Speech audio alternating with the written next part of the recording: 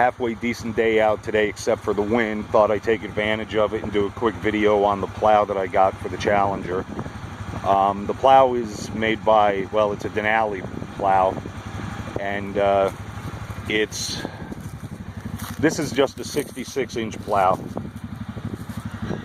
and it is an angled plow. On this side it's 27 inches from cutting edge to deflector, and 20 on this side.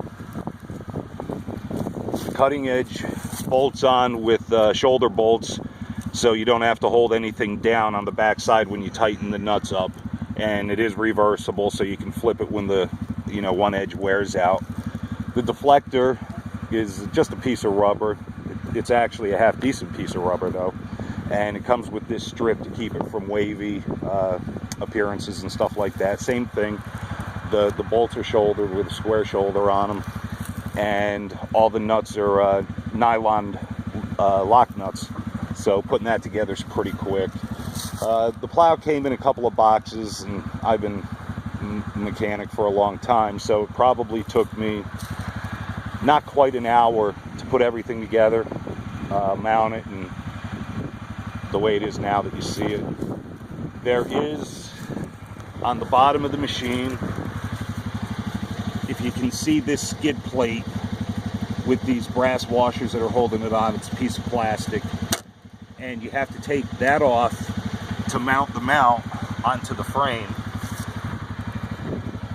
And the only real downside of that is you have to cut the top piece of that skid plate off, and basically right at the crease. If you've seen one of these complete, you know what I mean.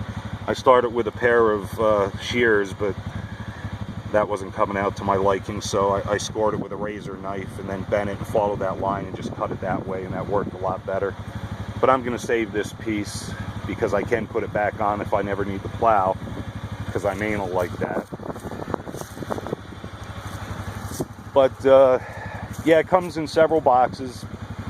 Looks like a big erector set, and the instructions are okay. Probably would be a lot quicker just to see one put together, and you can put the instructions off to the side. I bought the manual angle over the power angle. The power angle is a hydraulic over electric, or electric over hydraulic. I'm not sure which. I didn't study it that close.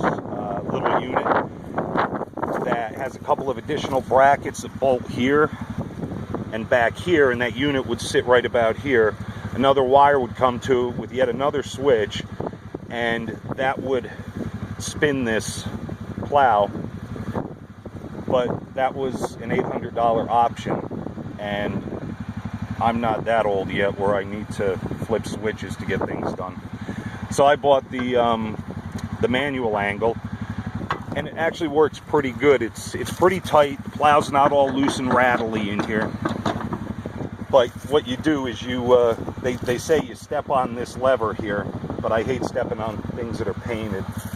So you can just press this lever down and then rotate the plow whatever angle you want, and it will lock back into place. The spring here was kind of a joke, because if you can see the way this end here is shaped, the other end was shaped exactly the same way. And this slot is where it's supposed to fit through and stay there. Well, it wasn't staying there.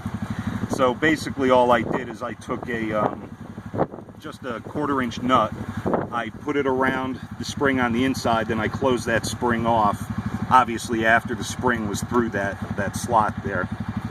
So that took care of that.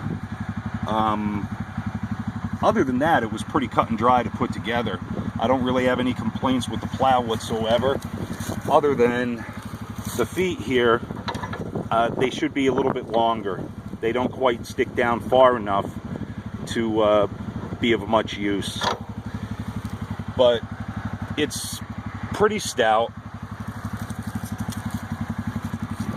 And I actually did use it last week. It wasn't a lot, 4 or 5 inches of snow.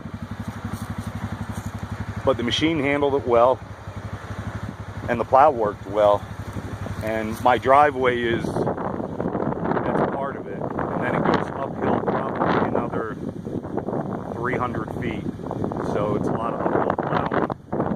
But like I said, the machine really did a nice job. And it was a fairly heavy snow. It wasn't a powder, but it wasn't real heavy. So I can tell by the way that it worked that it wouldn't have any trouble with snow 2 or 3 times that depth. But anyway, that's, oh yeah, these things here. I put them on because they came in the kit, but you can see the plow well enough from inside of the vehicle that you don't really need them. So, in case you're wondering, the Challenger comes with a remote for the winch, which is cool when you're inside. You don't have to reach for a switch. You can kind of lay this on your lap and use it as you need it. So, just another cool thing. And it's long enough to get to the back or to the front if, you know, you were trying to winch yourself out of a bad spot. But that's all on this video. There'll be others. I still want to go over more of this vehicle. All right, take care.